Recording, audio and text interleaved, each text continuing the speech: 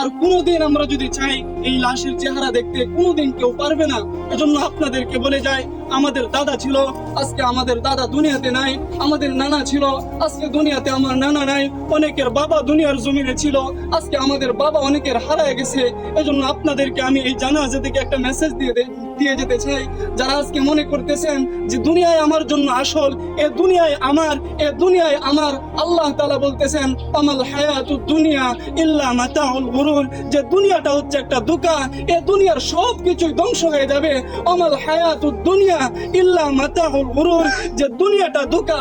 আজকে তোমার স্ত্রী, সন্তান, আত্মীয় স্বজন এরা সবাই ধোঁকা।